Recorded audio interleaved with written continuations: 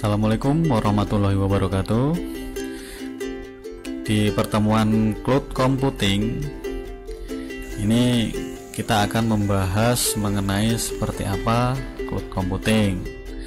Sebelumnya perkenalkan, saya Arif Hadi Sumitro. Mungkin yang masih belum kenal, saya juga akan membahas mengenai kontrak perkuliahan pada semester ini. Jadi jika kalian kurang setuju pada penilaian kontrak perkuliahan ini, nanti juga bisa dibalas di forum yang sudah dibuat, seperti itu ya. Deskripsi dari mata kuliah ini juga ada aturan penilaian, ini yang akan saya jelaskan. Deskripsinya adalah mata kuliah ini akan memberikan pemahaman mengenai cloud computing atau komputasi awan meliputi definisi, jenis layanan, virtualisasi, implementasi, serta penerapan cloud computing. Kemudian juga hal-hal yang akan dijelaskan adalah ini mampu menjelaskan definisi teknologi dari cloud, kemudian juga cara kerja dan syarat dari cloud itu sendiri. Kemudian juga ada utility computing, perbedaan mesin fisik maupun virtual, serta mampu membangun layanan cloud dengan on cloud maupun proximate server.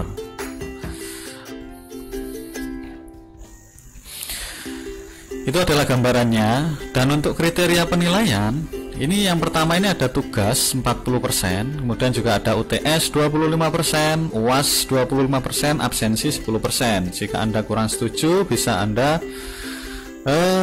informasikan di forum, nanti akan saya lihat berapa persentase dari yang menyetujui ataupun yang tidak.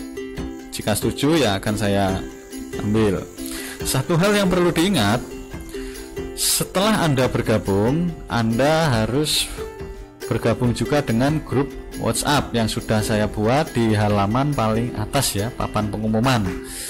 Di WhatsApp itu nanti akan ada konfirmasi yang lebih intens atau mendadak, terutama seputar hal Zoom, bagaimana kita akan mengadakan Zoom meeting, tapi tidak hari ini ya. Harapannya Zoom meeting akan ada pas waktu tertentu, nanti yang akan saya kaji terlebih dahulu. Kemudian ada kriteria penilaian pada kategori ya. Ini mulai dari A, A, B, B, BC maupun C, CD dan juga DE.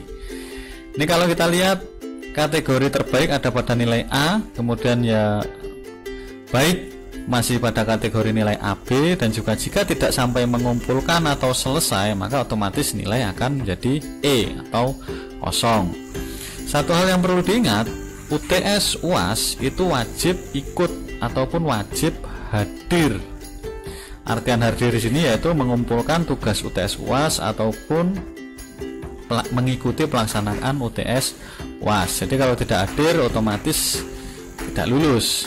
Nah, itu harus ada konfirmasi yang lebih intens terhadap dosen.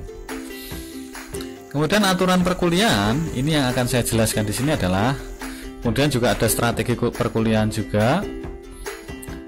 Untuk aturannya, yang pertama,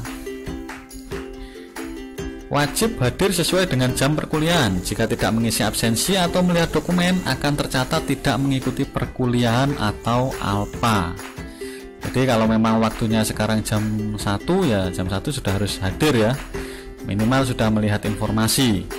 Kemudian juga aturan yang kedua, perkuliahan dilakukan full online dan sesekali akan diadakan perkuliahan secara Zoom yang bisa dicek di e-learning untuk penjadwalannya.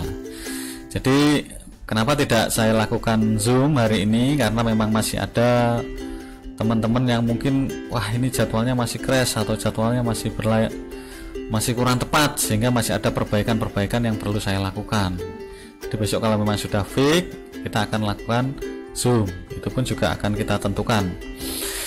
Kemudian ada lagi yang ketiga, ini adalah tugas dikumpulkan tepat waktu tanpa terkecuali, sehingga pengumpulan tugas yang terlambat lebih dari 30 menit akan dikenakan sanksi nilai sekitar 30%. Jadi kalau memang perkuliahan sudah selesai dan juga Anda belum mengumpulkan nilai tugas, maka otomatis Anda akan dikurangi nilai 30%-nya. Kemudian untuk strategi perkuliahan ini ada inquiry. Inquiry ini memberikan penjelasan dengan mengerjakan langkah-langkah penyelesaian untuk mendapatkan hasil akhir suatu pemahaman. Kemudian juga ada lagi latihan soal, ini memberikan pendalaman pemahaman dengan membuat program pada materi yang bersangkutan pada setiap pertemuan. Jadi nanti kalau di pertemuan pertama mungkin saya akan mendiskusikan mengenai cloud computing di forum dan juga mungkin mengisi evaluasi hasilnya seperti itu. Kemudian strategi perkuliahan ini secara tugas besar. Studi kasus ini memberikan bekal keterampilan untuk menyelesaikan permasalahan real yang terangkum dalam beberapa pokok bahasan. Untuk tugas besar atau studi kasus nanti akan saya kaji ulang dulu mungkin setelah tengah semester karena pastinya berhubungan dengan banyak mata kuliah. Harapannya seperti itu kalau memang bisa. Kemudian untuk pertama kali ini ada definisi cloud computing yang mungkin bisa saya sedikit jelaskan ya sebagai awal permulaan. Jadi cloud computing ini gabungan atau pemanfaatan teknologi komputer maupun pengembangan berbasis internet ataupun awan. Ini sebenarnya kalian juga sudah sering berada pada atau berinteraksi dengan cloud computing tanpa tidak kita sadari. Cloud computing sendiri adalah konsep pemahaman dalam rangka pembuatan kerangka kerja komputasi secara online, lokal maupun global internet, di mana terdapat beragam aplikasi maupun data dan media penyimpanan yang dapat diakses, digunakan secara share service, dan juga penggunanya beragam ya, mulai dari kelas pengguna korporasi, perusahaan, bahkan juga pengguna siswa itu sendiri. Kemudian kalau kita lihat tinjauan keamanannya, ini yang pertama adalah ada bagian metafora ya. Jadi kalau kita lihat ini awan cloud atau metafora dari internet ini digambarkan sebagai diagram jaringan komputer. Sebagaimana diagram jaringan, maka cloud computing juga merupakan abstraksi dari infrastruktur kompleks yang disembunyikan. Namun tanpa tidak sadari sebenarnya kita sudah seling berkutat di dalam cloud itu sendiri. Ya, misal yang paling nyata adalah kita menggunakan Google Drive ya. Kemudian juga ia adalah suatu metode komputasi di mana kapabilitas terkait teknologi informasi ini disajikan sebagai bentuk layanan service sehingga pengguna dapat mengakses lewat internet tanpa mengetahui apa yang ada di dalamnya.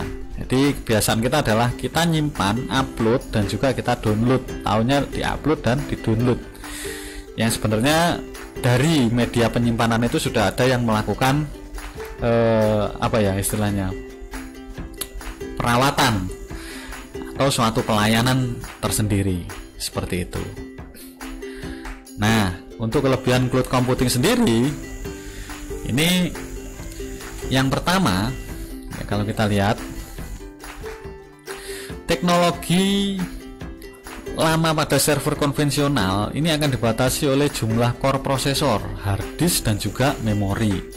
Dengan keterbatasan fisik yang ada, maka tidak mungkin membebani server konvensional dengan beban maksimal. Nah, ini jadi kelebihan cloud ini kita tidak akan membebani server ya untuk kebutuhan yang memiliki jumlah hard disk maupun penggunaan memori yang berlebihan.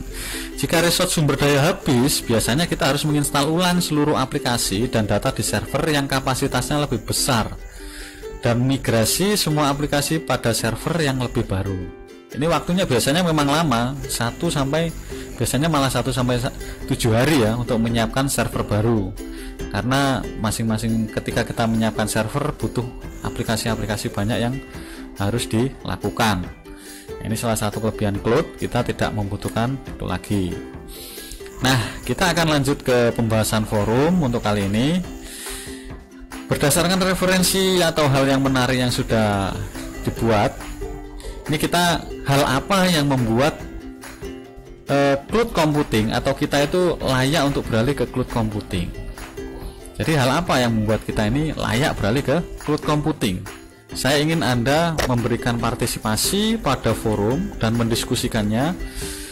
Pastinya akan memiliki jawaban yang berbeda dan harapannya adalah itu berdasarkan pengalaman atau hal yang pernah Anda lihat atau Anda gunakan. Seperti itu. Saya tunggu di forum. Terima kasih untuk waktunya. Kita bertemu minggu depan. Kalaupun ada informasi berkenaan Zoom, pasti akan segera saya informasikan. Salam sejahtera. Semoga bertemu minggu depan. Assalamualaikum warahmatullahi wabarakatuh.